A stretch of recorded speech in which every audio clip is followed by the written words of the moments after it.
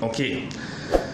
Yang satu lagi kita akan nak bawa, bila kita sebut tentang mencari kebahagiaan dan redha hakiki, saya nak cerita kisah salah seorang sahabat yang dapat sebenar-benar kemuliaan di sisi Allah yang jarang didapati pada sahabat-sahabat yang lain. Walaupun mungkin pada sahabat-sahabat besar, as-sabiqunal awwalun dan sahabat-sahabat senior Nabi. Orang yang saya maksudkan ialah seorang sahabat yang bernama Abdullah bin Amru bin Haram.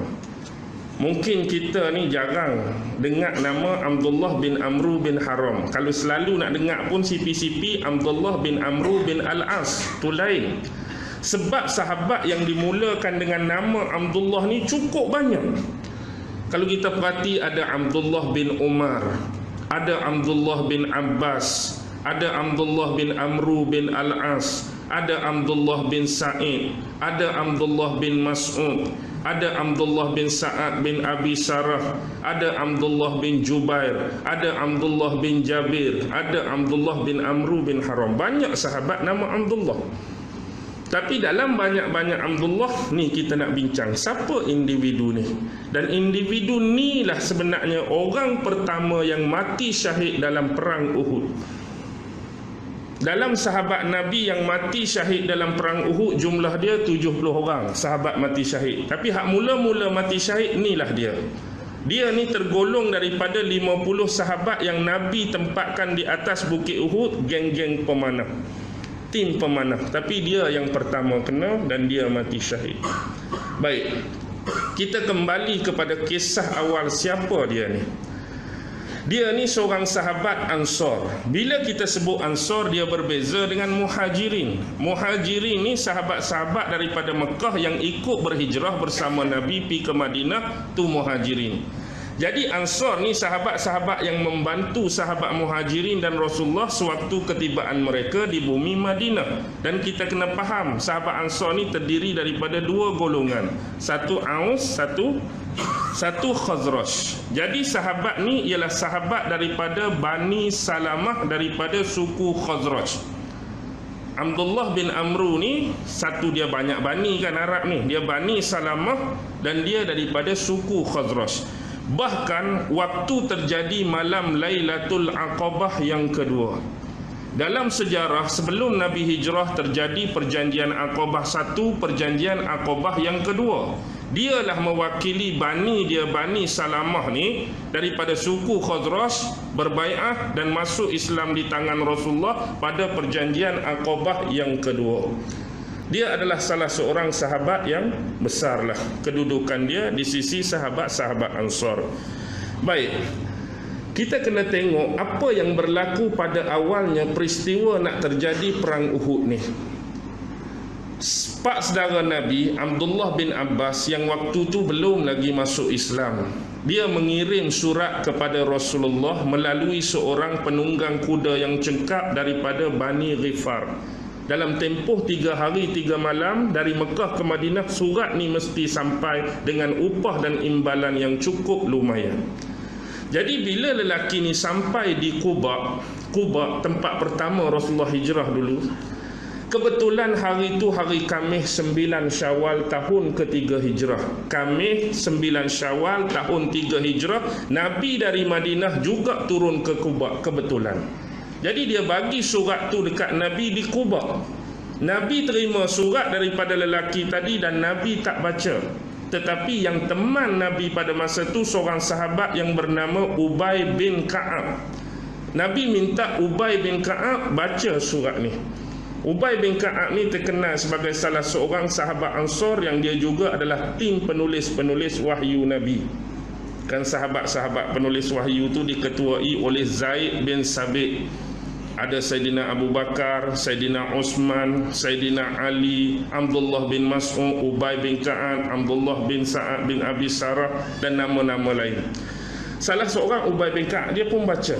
Surat ni penting wahai Rasulullah sebab ni ada perancangan daripada kafir-kafir musyrikin Mekah. Mereka nak tuntut balik kekalahan mereka di Badar dulu, mereka akan datang ke Madinah dan berperang dengan kita. Jadi bila rasa benda ni penting, Rasulullah nak balik malam tu semula ke Madinah dan sempat singgah di rumah seorang sahabat yang bernama Sa'ad bin Rabi'. Jadi duduk dalam rumah Sa'ad, 3 orang ni bincang. Kemudian Rasulullah kembali semula ke Madinah. Bila Nabi sampai di Madinah, petang tadi petang Jumaat, kalau nisbah kita orang tua, malam tu malam apa? Malam Sabtu lah, hari Jumaat malam Sabtu.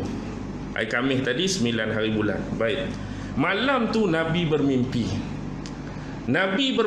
Apa mimpi Nabi? Apa mimpi Rasulullah? Dalam tu didatangkan tanda-tanda dan alamat sebanyak 5 jenis pada Nabi. Yang pertama Rasulullah nampak dalam mimpi dia ialah gambaran seekor lembu yang disembelih. Seekor lembu yang kena sembelih. Itu yang pertama. Gambaran yang kedua ialah hujung pedang Nabi. Nabi ada pedang. Hujung pedang Nabi pada muncung tu patah, serepit. Hujung pedang Nabi tu jadi patah, jadi serepit. Itu gambaran yang kedua. Gambaran yang ketiga, ada satu pedang Nabi yang nama dia Zulfaqar. Dalam banyak-banyak pedang Nabi itu ada satu nama Zulfaqar. Gambaran dia pedang tu tercabut daripada sarungnya. Asalnya pedang tu duduk dalam sarung, tiba-tiba sarung duduk tempat lain, pedang duduk tempat lain. Yang keempat, gambaran dia Rasulullah melihat tangan baginda ni dimasukkan ke dalam baju besi beliau yang tersimpan, baju perang dia yang tersimpan. Dan yang kelima, gambaran dia ialah Nabi ni sedang mengheret seekor kibas. Nabi duk heret seekor kibas. Jadi bila keesokannya hari Jumaat, selesai solat subuh berjemaat di Masjid Nabawi, Rasulullah mengumumkan kepada sahabat-sahabat bahawa mereka akan diperangi, ditentang oleh kafir-kafir musyrikin Mekah, dengan tujuan nak balas balik kekalahan yang memalukan mereka waktu perang Badar dulu.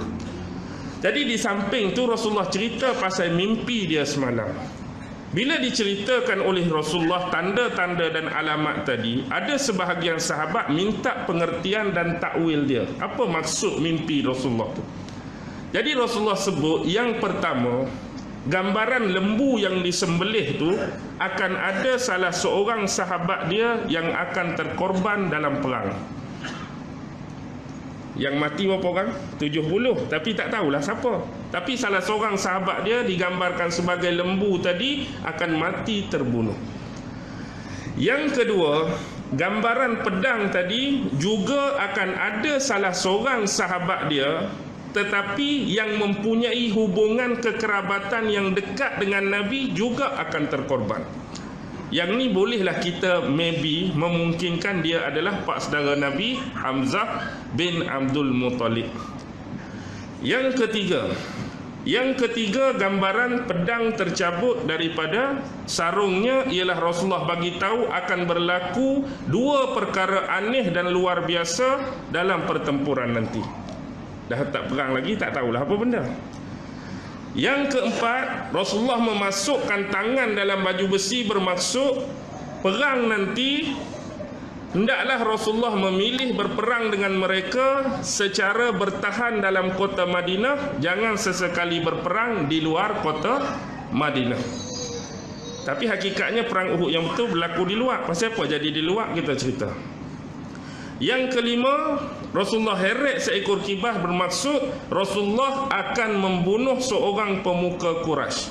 Inilah satu-satunya dalam peperangan Rasulullah bunuh orang kawan ni. Tapi sebab perang tak berlaku lagi, tak tahulah bunuh siapa. Baik. Dalam konteks kelima-lima ni hanya satu benda boleh bincang. Hak lain tak boleh bincang sebab hak lain kena berlaku perang. Seorang sahabat akan mati. Selagi perang tak berlaku, mati ke tak? Tak mati. Tak payah bincang lah siapa-siapa. Hal ni pun sama. Sahabat yang ada hubungan kedekatan dengan Nabi, selagi perang tak berlaku pun tak boleh tahu siapa. Akan berlaku 2 perkara luar biasa dan aneh. Selagi tak perang pun tak tahu apa akan berlaku. Yang kelima, selagi tak perang pun tak tahu Nabi akan bunuh siapa. Tapi hak bertahan dalam kota tu dibincangkan. Nak cakap Rasulullah dengan sifat tawaduk dan rendah diri. Walaupun seolah-olah mimpi ni itulah patut Rasulullah buat, tapi Rasulullah buka medan perbincangan. Kod-kod ada sahabat-sahabat yang berpandangan lebih baik berperang di luar kota. Jadi kebanyakan sahabat senior daripada sahabat empat itulah, Abu Bakar, Omar, Osman, Ali, sahabat besar seperti Tolhah dan lain-lain, semua setuju dengan apa yang disampaikan oleh Nabi, kita bertahan dalam kota Madinah. Kalau itulah yang dialamatkan dalam mimpi Nabi. Tiba-tiba dalam duk bincang tu, mari ketua dan bapa segala munafik. Siapa ketua dan bapa segala munafik di Madinah? Abdullah bin Ubay bin Salul. Jangan tertukar dengan Abdullah bin Sabah. Abdullah bin Sabah tu pengasas Syiah. Abdullah bin Sabah ni Abdullah bin Ubay bin Salul. Kalau kita baca buku sirah, jumpa nama ni Abdullah bin Ubay bin Salul, tu anak dia. Nama bapa dengan anak sama, tapi dia double. Kalau Abdullah bin Ubay munafik, Abdullah bin Ubay tu sahabat besar Nabi. Ni orang baik, ni orang soleh. Bapa je munafik. Baik, mari dia pun cerita setuju. Masa ni dia tak jelas lagi kemunafikan dia, tak terbukti dan tak jelas lagi. Jadi seolah-olah dia menyokong Nabi. Aku setujulah Muhammad kalau kita bertahan dalam kota, sebab aku sebagai salah seorang orang tua. Sebenarnya sebelum kamu datang berhijrah ke negeri kami ni, kami dah banyak dah berperang. Pengalaman kami cukup banyak. Tapi setiap kali kami berperang dan kami bertahan dalam kota, kami sentiasa menang. Tapi setiap kali kami berperang dengan musuh, kami berperang di luar, kami sentiasa kalah. Jadi melihatkan kepada adat turun-temurun dan kesan-kesan sebelum ni, kami setuju sangat kita berperang dalam kota. Tiba-tiba mari pendapat lain yang terdiri daripada sahabat-sahabat muda, sahabat-sahabat junior. Antara sahabat muda masa tu pak saudara Nabi sendiri, iaitu Hamzah. Hamzah mempunyai pandangan yang berlainan dengan sahabat-sahabat senior. Hamzah kata lebih baik kita berperang dan bertahan di luar kota. Jadi sahabat-sahabat lain nakkan reason, nakkan alasan. Dia kata yang pertama, kita tahu jenis sifat pemuka-pemuka Quraisy ni ialah sifat mereka orang-orang yang bermulut besar. Bukan betul-betul mulut tu besar dah. Mulut besar bermaksud sombong, bercakap angkuh. Contoh macam ni, kalau kita berperang, mereka masuk dalam kota dan peperangan terjadi. Andai takdirnya mereka menang, kita kalah. Mereka menang, kita kalah, maka kita tahu dah apa omongan dan cakap-cakap yang mereka akan bawa balik di bumi Mekah sana. Mereka mungkin akan mengatakan kita mengepung Madinah, kita menyerang Madinah, kita merompak Madinah, kita membakar Madinah. Sedangkan Muhammad dan sahabat-sahabatnya kecut perut, tak berani keluar daripada rumah masing-masing. Orang menang dia boleh cakap apa-apa. Orang menang kan? Dah kita menang, tak boleh pergi geng tu, tak boleh pergi geng ni. Padahal patut berlawan dah habis-habisan, tapi dia akan cerita macam-macam lah. Lebih-lebih lagi dia menang tu pasal Madam Badar dulu kalah, hak ni menang lagi lah, merapu dia akan bawa. Yang paling kuat alasan, kami dah dengar khabar-khabar bahawa sebenarnya mereka dah datang semalam lagi. Pasukan-pasukan musuh dah datang semalam lagi, waktu Nabi berada di Quba tu. Sekarang mereka sedang berkampung di luar kota Madinah. Dan ada sebahagian dusun-dusun dan kampung sudah mereka tawan orang-orang dia. Maksudnya mereka masuk dalam beberapa kampung, mereka tawan orang kampung, mereka rampas ternakan dan binatang, mereka rosakkan tanaman dan kebun-kebun mereka. Jadi kalaulah begitu, mereka tu orang Islam, sahabat kita. Kalau kita masih duk bertahan dalam ni, mungkin mereka akan masuk kampung-kampung lain yang lebih mudarat dia lebih besar dari manfaat. Lebih baik kita keluar. Sekurang-kurangnya kalau kita keluar, kampung tu saja yang mereka dapat dan kita boleh berperang di luar. Oh, bagus juga cadangan ni. Lalu pungutan suara diambil. Bila pungutan suara diambil, rupa-rupanya ramai sokong pandangan Hamzah. Ramai sokong pandangan Hamzah. Jadi Nabi terima pandangan Hamzah dan sahabat lain yang nak kita berperang di luar kota. Itu yang jadi kena keluar daripada kota Madinah. Walaupun asal, alamat dan mimpi itu dalam. Jadi Rasulullah pun kata perjumpaan seterusnya dah hari tu hari Jumaat kena sembahyang Jumaat lah. Jadi pertemuan seterusnya lepas solat Jumaat. Jadi masing-masing bersurai menyediakan kelengkapan masing-masing lah. Hak mana ada pedang nak bawa pedang, tombak, baju besi,